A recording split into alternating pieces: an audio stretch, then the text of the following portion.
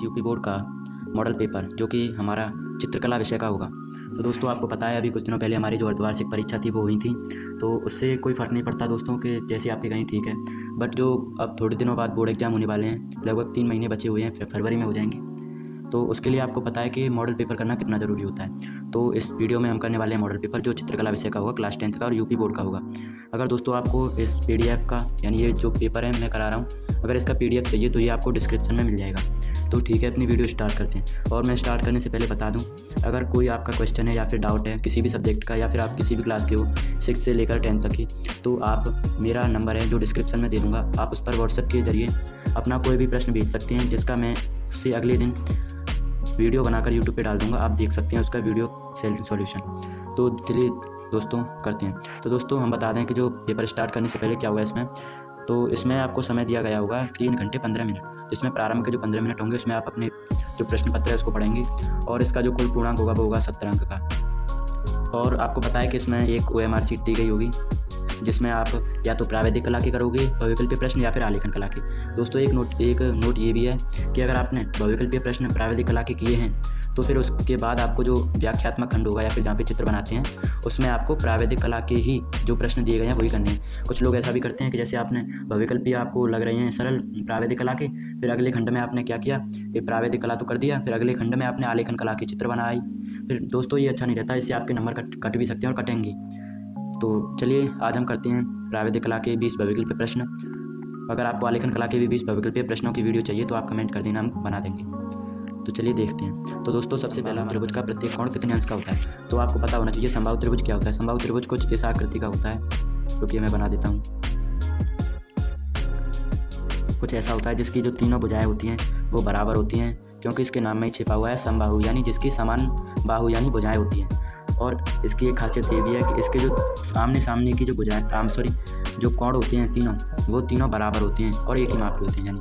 और आपको ये भी पता होना चाहिए कि जो त्रिभुज होता है उसके तीनों कोणों का योग 180 अंश होता है। तो इसमें बताना था कि एक कोण का माप कितना होता है। तो जब तीनों कोणों का माप 180 अंश होता है, इसमें 3 कोण होते हैं, तो एक कोण का मान कितना हो जाएगा 60 अंश। तो आप ऑप्शन लगा देंगे 60 अंश। अगला प्रश्न है कि संपूर्ण कोण कितने अंश का होता है, यानी जो संपूर्ण कोण होता है वो कितने अंश का होता है। तो संपूर्ण कोण कुछ ऐसा होता है जैसे कि हमने कोई बिंदु रख दिया जैसे ये, तो ये पूछेगा ये कितने अंश का कोण है, तो हमको बताना है ये कितने अंश का कोण होता है। ये होता है फ्रेंड्स 360 अंश का। अगर पूछे आपसे कि समकोण कितने अंश का होता है तो वो होता है 90 अंश का, वो कुछ ऐसा होता है। अगर पूछे कि जो 90 अंश से कम का कोण होता है वो कौन सा होता है, तो वो होता है हमारा न्यून कोण, यानी वो होता है कुछ ऐसे।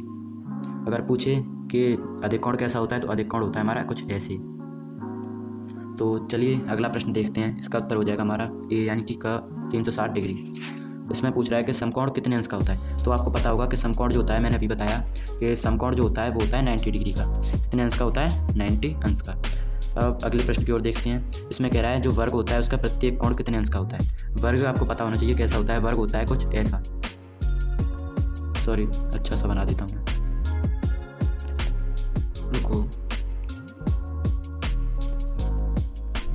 वर्ग होता है कुछ ऐसा जिसकी जो आमने सामने की जो भुजाएं होती हैं वो समान माप की होती हैं, और इसके आमने सामने के कोण भी बराबर होते हैं, और जो आमने सामने की भुजाएं होती हैं ये समांतर होती हैं। कैसी होती हैं? समांतर। और आपको पता होना चाहिए इसके जो चारों कोणों का योग होता है वो होता है 360 अंश, और एक कोण का जो माप होता है वो होता है 360/4 यानी कि 90 अंश, वो होता है 90 अंश। तो इसका जो आंसर हो जाएगा वो हो जाएगा 90 डिग्री यानी 90 अंश ए। अब फिर कह रहा है एक वर्ग के आंतरिक कोणों का योग कितना होता है। अभी बताया मैंने पूरे 4 कोण होते हैं, चारों कोणों का योग होता है 360 अंश। इसका आंसर हो जाएगा ए यानी 360 अंश। अब कह रहा है यहाँ पे कि कौन सी पेंसिल से बनाई गई रेखा अधिक काली होती है। तो दोस्तों आपको पता होना चाहिए कि अधिक काली रेखा कब होगी और कम काली रेखा कब होगी, या फिर हल्की रेखा कब होगी और कम हल्की रेखा कब होगी।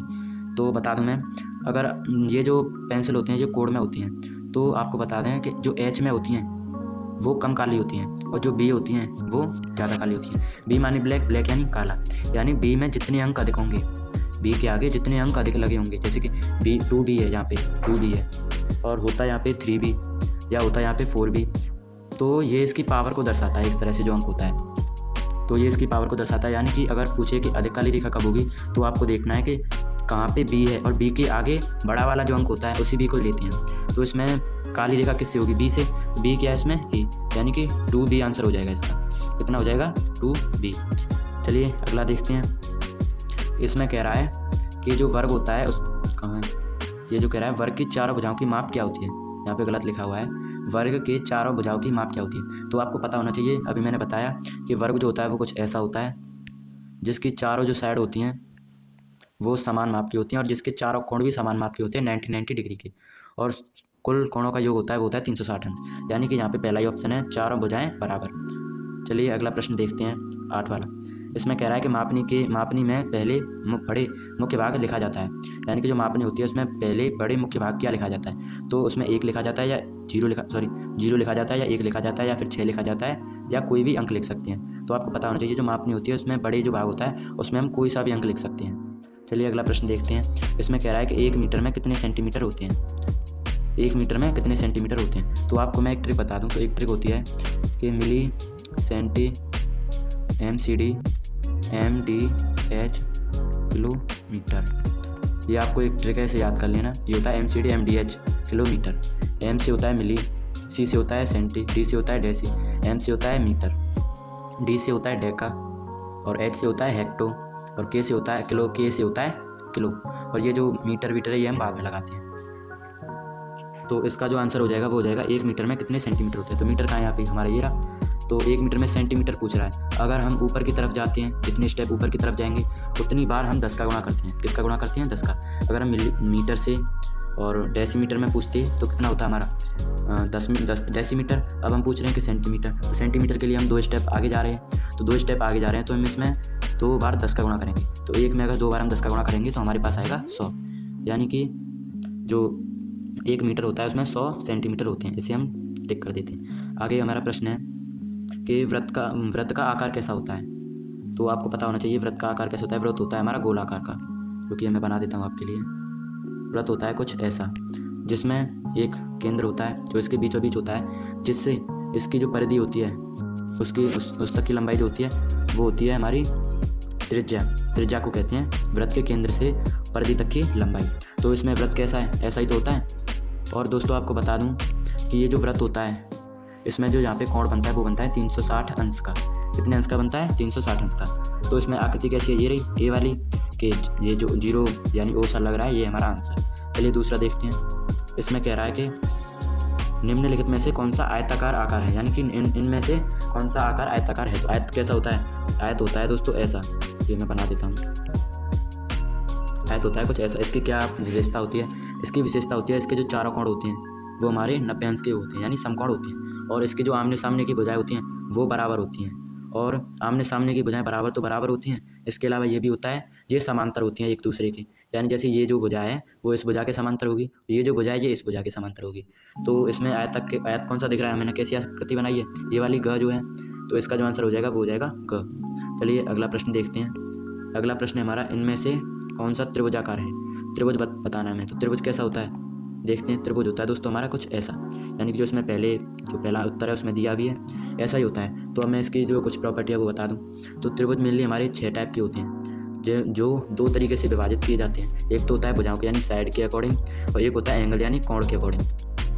तो साइड के अकॉर्डिंग 3 भागों में विभाजित है, और जो कोण होते हैं उनके अकॉर्डिंग भी 3 भागों में विभाजित है। तो जो साइड के जो अनुसार विभाजित है वो होते हैं 3, यानी कि एक तो होते हैं समबाहु,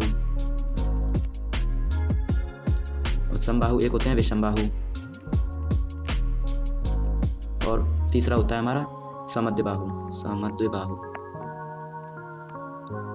तो जो त्रिभुज होते हैं जो ये किसके अनुसार हैं, साइड यानी भुजाओं के अनुसार। समबाहु में क्या होता है, तीनों भुजाएं बराबर होती हैं। विषमबाहु में क्या होता है, तीनों भुजाएं जो होती हैं वो अलग अलग माप की होती हैं, यानी जिनकी माप पे समान नहीं होती। समद्विबाहु में क्या होता है, इसके जो इसमें छुपा हुआ है समद्विबाहु, यानी सम यानी समान, द्वि यानी 2, बाहु यानी भुजा, यानी जिसकी 2 भुजाएं समान हो त्रिभुज की। इसमें 2 भुजाएं तो समान होंगी, लेकिन जो तीसरी भुजा होगी वो असमान होगी। तो यही थी। और जो कोण के अगर अकॉर्डिंग आप देखना चाहें, कोण के अकॉर्डिंग भी मैं आपको बता देता हूँ। कोण के अकॉर्डिंग भी 3 होते हैं। एक होता है समकोण, और एक होता है अधिक कोण, और एक होता है न्यून कोण। तो मैं आपको बता दूं जो समकोण होता है वो कुछ ऐसा होता है, और जो अधिक कोण होता है वो कुछ ऐसा होता है, और जो न्यून कोण होता है वो कुछ ऐसा होता है। अब मैं आपको बता दूं, ये जो समकोण होगा वो एग्जैक्ट 90 डिग्री का होगा, और जो अधिक कोण होगा वो होगा आपका 90 डिग्री से तो बड़ा होगा और 180 डिग्री यानी 180 अंश से छोटा होगा, और जो न्यून कोण होगा वो 0 अंश से तो बड़ा होगा लेकिन जो 90 अंश होता है उससे छोटा होगा। तो यही थे 3 प्रकार। चलिए आगे देखते हैं अपने प्रश्नों को।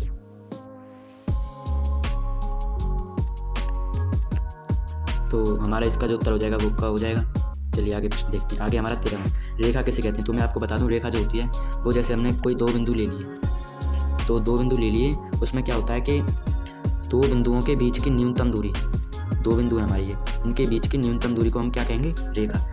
अब मैं आपसे कहूँ कि जैसे मेरे पास एक बिंदु ये है, एक ये है, तो मैं बना देता हूँ। जैसे हम देखते हैं हमारे पास ये 2 बिंदु हैं। अब रेखा जो होती है वो होती है 2 बिंदुओं के बीच की न्यूनतम दूरी। अगर मैंने 2 बिंदु ऐसे बना दिए, अब मैं इधर ले गया, इधर ले गया, इधर ले गया, फिर ऐसे ऐसे कर दिया, तो आप बताइए क्या ये रेखा है। तो दोस्तों ये रेखा नहीं, यानी जो रेखा होती है वो 2 बिंदुओं के बीच की न्यूनतम दूरी होती है। चलिए इसमें ऑप्शन देख लेते हैं हम इसमें। तो हमारा ऑप्शन इसमें पहला ही है, जो है 2 बिंदुओं के बीच की दूरी को हम रेखा कहते हैं। ठीक है, अब 14वां क्वेश्चन देखते हैं, इनमें से कौन सा अधिक कोण है। तो मैंने अभी आपको पीछे बताया, अधिक कोण होता है वो कुछ ऐसा होता है जिसका जो कोण होता है वो 90 अंश से तो बड़ा होता है और 180 अंश से छोटा होता है। 90 अंश से बड़ा होता है, 180 अंश से छोटा होता है। तो देख लेते हैं कि 90 अंश से तो इसमें बड़ा है और 180 डिग्री से कम है, यानी 180 अंश से कम है, तो इसमें पहला ही ऑप्शन हो जाएगा। चलिए दूसरा देखते हैं। अगला, समबाहु त्रिभुज किसे कहते हैं। मैंने अभी आपको बताया, जो आगे जो प्रश्न आ रहे हैं उनमें मैं आपको पहले ही बता चुका हूँ। समबाहु त्रिभुज किसे कहते हैं। समबाहु त्रिभुज कुछ ऐसा होता है जिसकी तीनों भुजाएं समान होती हैं और जिसके जिसके जो तीनों कोण होते हैं वो भी समान माप के होते हैं। तो इसमें देख लेते हैं, इसके तीनों भुजाओं का अंतःकोण बराबर होते हैं। हाँ होते हैं। इसके तीनों भुजाएं छोटी छोटी बड़ी होती हैं, नहीं। आमने सामने की भुजा बराबर होती हैं, लेकिन ये ज़्यादा सही है। इसके तीनों जो भुजाओं के अंतःकोण होते हैं वो बराबर होते हैं, जो कितने होते हैं, 60-60 अंश का। तीनों कोणों का जो कितना होता है त्रिभुज के, 180 अंश। चलिए अगला प्रश्न देखते हैं। इसमें कह रहा है कि 180 अंश के कोण को क्या कहते हैं। मैंने भी आपको बताया 180 अंश का जो कोण होता है वो कुछ ऐसा होता है, यानी एक सीधी रेखा होती है। अब इस पर हम पूछें कि कितने अंश का कोण बन रहा है, तो आप बता देंगे यहाँ पे 180 अंश का कोण बन रहा है, जिसे हम कहते हैं सरल कोण या ऋजु कोण। इसमें ये रहा सरल कोण या कह सकते हैं, या फिर ऋजु कोण कह सकते हैं। अधिक कोण का क्या होता है, अधिक कोण होता है कुछ ऐसा जिसका जो कोण होता है वो 90 डिग्री से तो बड़ा होता है, 180 अंश से छोटा होता है। और इसमें समबाहु कोण तो होता ही नहीं है। अब वर्ग किसे कहते हैं। वर्ग मैंने आपको 2-3 बार बना के दिखा दिया। वर्ग होता है कुछ ऐसा जिसके जो तीनों साइड्स होती हैं वो इक्वल होती हैं, यानी बराबर होती हैं, और चारों जो कोण होते हैं वो 90-90 अंश के होते हैं। चारों कोणों का योग 360 अंश होता है। आमने सामने की भुजाएं बराबर होती हैं और आमने सामने की भुजाएं समांतर भी होती हैं। चलिए देखते हैं। पहला है जिसकी चारों भुजाएं बराबर होती हैं। चलो ठीक है, यही मिल गया हमें, तो उसे क्या कहते हैं हम, वर्ग। ठीक है, अगला है हमारा 1 डेसीमीटर में कितने सेंटीमीटर होते हैं। तो यार अभी मैंने आपको फिर से चलो बता देता हूँ, क्या बताया था, MCD, MDH और किलोमीटर। तो इसमें क्या पूछ रहा है कि 1 डेसीमीटर में, डेसी कहाँ है, ये रहा, मिली सेंटी डेसीमीटर, हेक्टर का हेक्टो किलोमीटर। तो 1 डेसीमीटर ये रहा, इसमें पूछ रहा है सेंटीमीटर, सेंटीमीटर इधर है। तो आप बताइए डेसीमीटर 1 है हमारे पास, अगर हम एक स्टेप ऊपर बढ़े हैं तो 10 का मल्टीप्लाई करेंगे, यानी 10 का गुणा करेंगे, तो 1 का गुणा 10 में करेंगे तो 10 ही आएगा। इसका आंसर कितना होगा, 10। और दोस्तों आपको एक ट्रिक बता दूं इसकी, अगर आपसे कभी भी पूछे कि 1 डेसीमीटर में पूछे या 1 मीटर में पूछे या 1 किलोमीटर में पूछे कि कितने, यानी यूनिट कन्वर्ज करवा रहा हो, यानी कि कोई भी आपको मतलब दिया मात्रा किसी की, आपको उसे अन्य किसी में बदलना है, तो आप उसमें देखो सबसे पहले इनमें जो डिफरेंस होता है ना वो होता है 10 का, यानी 10 की घात का। जैसे कि मीटर से अगर आप डेसीमीटर में बदल रहे हो तो 10 की घात का डिफरेंस होगा। सेंटीमीटर में बदल रहे हो फिर भी 10 की घात का होगा, यानी कि जो आंसर होगा वो 10 की घात में ही होगा। अगर आंसर होगा तो 1 में, ये नहीं कि 3-4 है उसमें, नहीं 1 में। जैसे 1 डेसीमीटर है, इसमें कितने सेंटीमीटर, तो जो आंसर होगा वो 1 में पूछा है ना, तो वो 10 की घात में होगा। 10 की घात में कितना है यहाँ पे, 10 सेंटीमीटर। चलो अब नेक्स्ट क्वेश्चन कुछ ऐसा ही है। यहाँ पे कह रहा है 1 मीटर में कितने डेसीमीटर होते हैं, जो आंसर होगा वो 10 की घात में होगा, यानी 10 डेसीमीटर। अब कह रहा है कि कौन सी पेंसिल से बनी रेखा हल्की होती है। मैंने आपको शुरुआत में ही बताया था, अगर आपको हल्की रेखा बनानी है तो आप H में ज़्यादा अंक वाली पेंसिल लो। अगर आपको मतलब गहरी या फिर काली रेखा बनानी है तो B में ज़्यादा अंक वाली लो। अब इसमें पूछ रहा है हल्के रंग वाली, तो हल्के जो होगा वो होगा H में। तो H में क्या है हमारा 2H, यानी 2 में ज़्यादा है, तो इसका जो आंसर हो जाएगा वो हो जाएगा ग, यानी कि 2H। तो दोस्तों चलिए इस वीडियो को यहीं पे अंत करते हैं, ये वीडियो ज़्यादा लंबी होने वाली है। वैसे दोस्तों ये मेरी पहली वीडियो थी, अगर आपको कैसी लगी, अच्छी लगी हो तो लाइक करें, सब्सक्राइब करें और वीडियो को शेयर भी करें। तो थैंक यू दोस्तों। अगर आपको इससे अगला पार्ट चाहिए तो आप कमेंट भी कर सकते हैं। धन्यवाद।